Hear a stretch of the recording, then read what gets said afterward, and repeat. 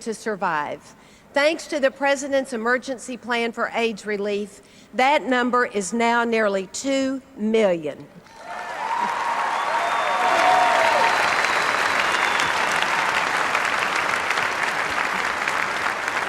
You might call that change you can really believe in.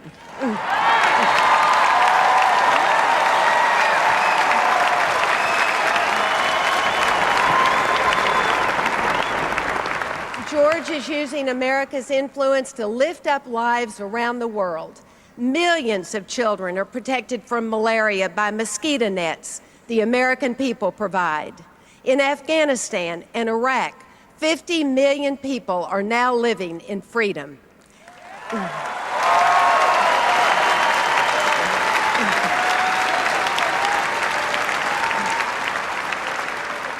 And let's not forget, President Bush has kept the American people safe.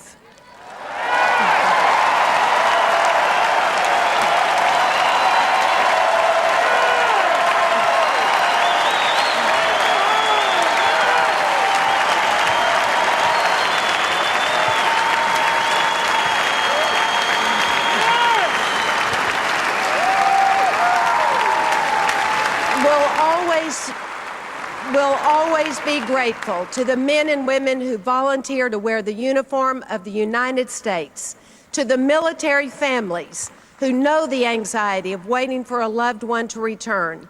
America honors your service, and we give you our thanks.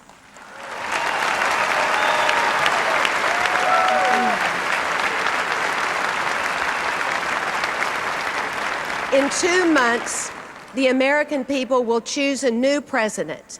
No one knows what the job requires better than the man who holds this office. Ladies and gentlemen, my husband and the President of the United States, George W. Bush.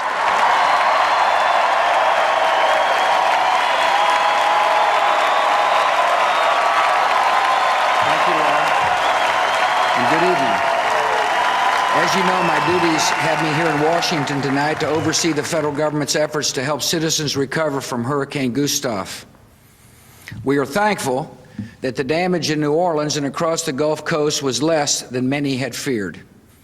I commend the governors of Alabama, Louisiana, Mississippi, and Texas for their sure-handed response and seamless coordination with the federal government.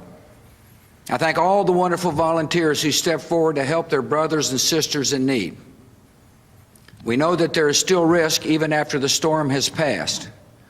So I ask citizens across the region to listen closely to local officials and follow their instructions before returning to their homes. All of us are keeping the people of the Gulf Coast in our thoughts and our prayers. As you gather tonight in St. Paul, I want to share some thoughts about our nominee, a great American, and the next President of the United States, John McCain.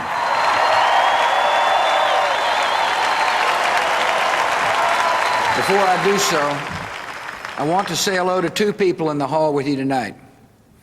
I could have no finer examples of character, decency, and integrity than my mom and dad, and I love you a lot.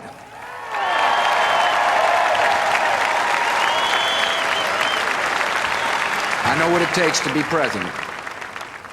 In these past 8 years,